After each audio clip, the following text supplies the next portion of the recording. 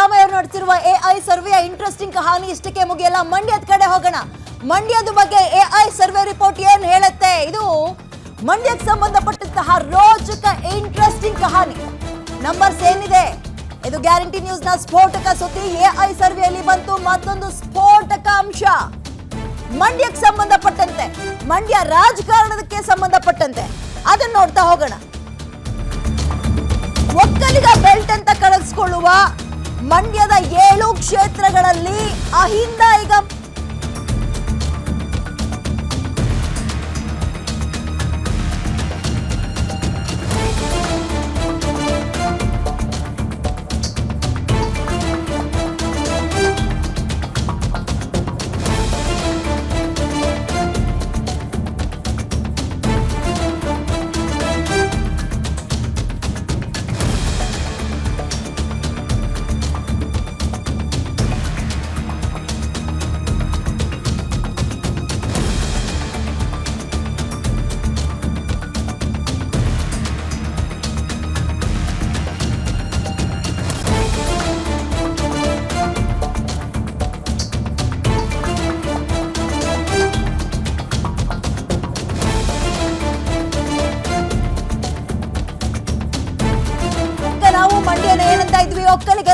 ಒಕ್ಕಲಿಗರ ಬೆಲ್ಟ್ ಅಂತ ಕರಿತಾ ಇದ್ವಿ. ಬಟ್ ನೋ, ಈ ಸರ್ವೆ ಏನ್ ಹೇಳ್ತಾ ಇದೆ ಮಂಡ್ಯದ ಬಗ್ಗೆ?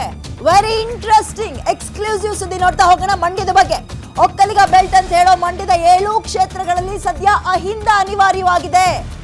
ಅಹಿಂದ ಮಂಡ್ಯ ಜಿಲ್ಲೆಯಲ್ಲಿ ಒಕ್ಕಲಿಗರು ಮಾತ್ರ ಮತ ಹಾಕಿದ್ರೆ ಒಂದು ಕ್ಷೇತ್ರವೂ ಕೂಡ ಗೆಲ್ಲೋ ಕಷ್ಟ, ಹಂಗಿದೆ ಪರಿಸ್ಥಿತಿ. ಉತ್ತರ ಕರ್ನಾಟಕದಲ್ಲಿ ಲಿಂಗಾಯತರ ಪ್ರಭಾವ ಇದ್ರೂ ಕೂಡ ಅಹಿಂದ ಅನಿವಾರ್ಯವಾಗುತ್ತೆ. ಈಗ ಮಂಡ್ಯದ ಕಡೆ ಹೋಗೋಣ ನಾವು. ಒಕ್ಕಲಿಗ ವರ್ಸಸ್ ಅಹಿಂದ ಅಂತ ಅಭ್ಯರ್ಥಿಯನ್ನ ಕಣಕ್ಕಿಳಿಸಿದ್ರೆ ಅಹಿಂದಾಗೆ ಗೆಲುವು ಸಿಗೋದ್ರಲ್ಲಿ ನೋ ಡೌಟ್. ಇಂತಹ ಒಂದು ಸರ್ವೆಯ ರಿಪೋರ್ಟ್ ಸಿದ್ದರಾಮಯ್ಯ ಅವ್ರ ಕೈಗೆ ಸೇರಿದೆ. ಇಲ್ಲಿವರೆಗೂ ಗೆದ್ದಿರೋರು ಲಿಂಗಾಯತ ಪ್ಲಸ್ ಅಹಿಂದ ಕಾಂಬಿನೇಷನ್ ಅಲ್ಲೇ ಗೆದ್ದಿದೆ. ಅಲ್ಲಿ ಲಿಂಗಾಯತರ ನಂಬರ್ಸ್ ಜಾಸ್ತಿ ಇದೆ ಅಂತ ತಕ್ಷಣ ಬರೀ ಲಿಂಗಾಯತರೆಲ್ಲ ಒಂದು ಪರವಾಗಿ ನಿಂತ್ಕೊಂಡ್ರೆ ಗೆಲ್ಲಕ್ಕಾಗಿಲ್ಲ. ಅಹಿಂದವೂ ಕೂಡ ಇಲ್ಲಿ ವರ್ಕ್ ಆಗ್ತಾ ಇತ್ತು. ಬಟ್ ಈಗ ನಂಬರ್ಸ್ ಜಾಸ್ತಿ ಆಗಿದೆ ಅಂತ. Vokkaliga plus Ahinda vote bank ಮೇಲೆ ಗೆದ್ದಿದ್ದಾರೆ, ಇಲ್ಲಿ ತನಕ ಗೆದ್ದಿರೋದು. ಈ ರಿಪೋರ್ಟ್ ನೋಡಿ ನೆಮ್ಮದಿಯ ನಿಟ್ಟುಸಿರು ಬಿಟ್ಟಿದ್ದಾರಂತೆ ಸಿದ್ದರಾಮಯ್ಯ ಅವರು. ಹೀಗಾಗಿ ಜಾತಿ ಗಣತಿ ವರದಿ ನನ್ನ ಮೇಲೆ ಯಾವುದೇ ರೀತಿಯ ಪರಿಣಾಮ ಬೀರಲ್ಲ, ಇಂಪ್ಯಾಕ್ಟ್ ಬೀರಲ್ಲ. ಪರಿಣಾಮ ಅಂದ್ರೆ ಹೆಂಗಿಳಿ?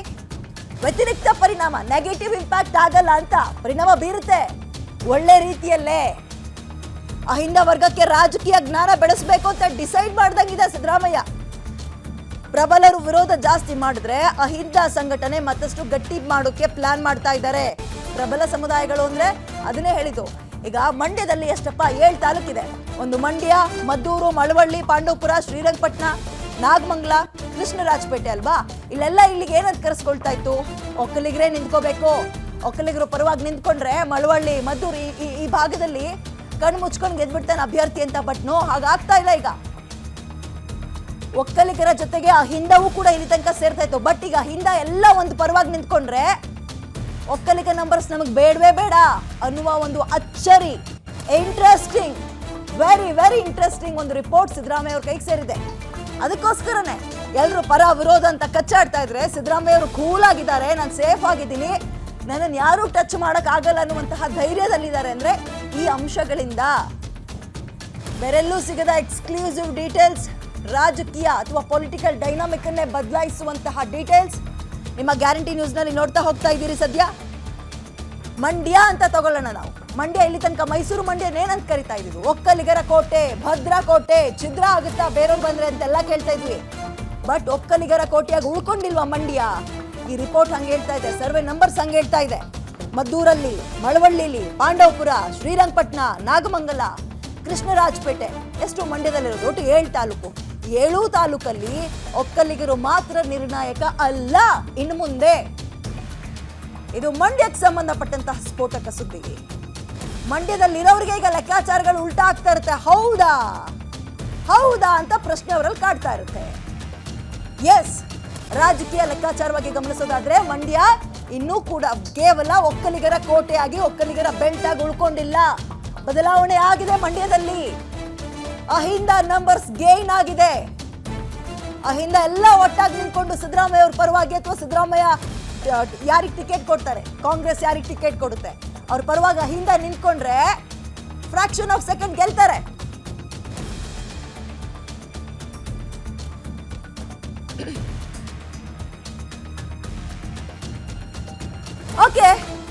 2015ರ ಕಾಂತರಾಜು ಮತ್ತು ಜಯಪ್ರಕಾಶ್ ಹೆಗಡೆ ಅವರ ಈ ರಿಪೋರ್ಟ್ ಅವೈಜ್ಞಾನಿಕ, ಓಬಿರಾಯನ್ ಕಾಲದ್ದು ಅಂತೆಲ್ಲ ಪರ ವಿರೋಧದ ಚರ್ಚೆ ಆಗ್ತಾ ಇದ್ರು ಕೂಡ ಸಿದ್ದರಾಮಯ್ಯ ಇಷ್ಟೊಂದು ಕೂಲ್ ಆಗಿದ್ದಾರೆ, ನಾನು ಸೇಫ್ ಆಗಿದ್ದೀನಿ ಅಂತ ಅಂದ್ಕೊಂಡಿದ್ದಾರೆ ಅಂದ್ರೆ ಈ ಒಂದು ಸರ್ವೆಯಿಂದ.